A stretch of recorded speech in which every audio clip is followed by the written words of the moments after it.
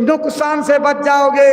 ए बच्चा, मैं इतने दिन से आवाज लगा रहा हूं कि तुम किसी जानवर का, पशु पंछी का मांस मुर्दा खाना बंद करो। अगर तुमने मेरी बातों को नहीं माना, महात्माओं की बात को सुन करके अनसुनी कर दिया, तो मेरी बात नोट करके रखना, ऐसी ऐसी जानलेवा बीमारियां पैदा हो जाएंगी, महामारियों की आंधियां चलेंगी कि डॉक्टर इलाज करने के नाम पर अस्पताल छोड़ करके भाग जाएंगे। लोगों को इस तरह के संक्रामक लोग लग जाएंगे, लंबी लंबी सांसें लेकर के लोग मरते हुए, दम तोड़ते हुए नजर आएंगे। और उसी दौर में ये प्रार्थना चलती थी, लाशों पर लाशों का होगा नजारा, सुने तो जाओ संदेश हमारा। क्या गुरु महाराज की बातें इधर उधर होंगी? कुछ इधर उधर नहीं होगी। समय की इंतजारी है, समय चाहे जो लग जाए, लेकिन गुरु महाराज ने कहा कि समय की इंतजारी सबको करनी पड़ी।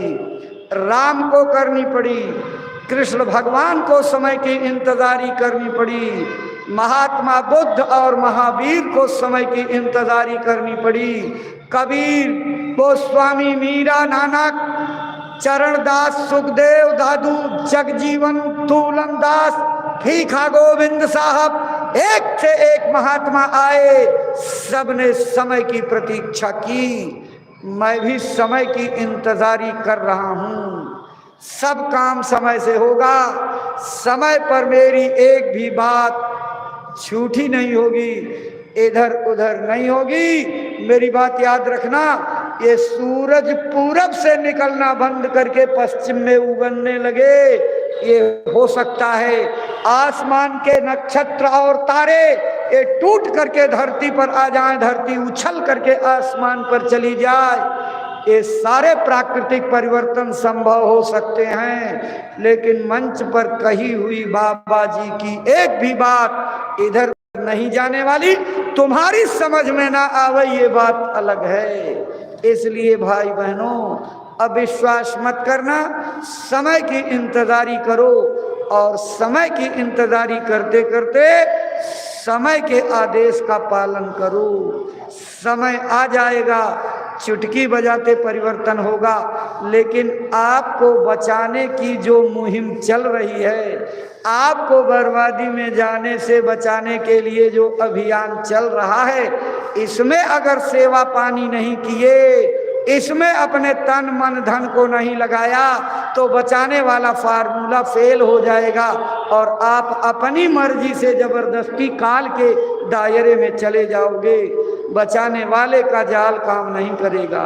बचाने वाले का जाल तभी काम करेगा जब बताई हुई बात के अनुसार चलोगे। गुरु महाराज ने कहा, नाम दान मैंने दिया, खूंटी पर माला टांगने के लिए नहीं दिया, बक्से और संदूक में माला रखने के लिए, ये नाम दान करने के लिए बताया गया है। इसको करो और करके जीवात्मा को जगाओ और जीते जी आसमानों में चढ़ चलो। अगर तुम मेरे बताए अनुसार भजन करते रहोगे तो मेरी पूरी जिम्मेदारी मैं सब देख लूंगा। लेकिन अगर तुमने बताए अनुसार भजन नहीं किया, मेरी कोई जिम्मेदारी नहीं। तुम जानो, तुम्हारा काम जाने। इसलिए भाई बहनों, ये हम लोगों को लाज लिहाज करनी है।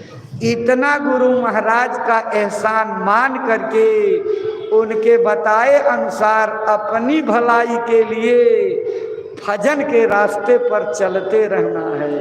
चलो रोज, बैठो रोज, मिले ना मिले लेकिन हाजिरी दो। हाजिरी देने वाले का कल्याण हो जाता है, गैर हाजिरी मत करना। अब आपको समझा दें, 3 घंटे भजन के लिए क्यों महाराज जी जोर देते हैं। देखो, ये शरीर बाहर फैला हुआ है।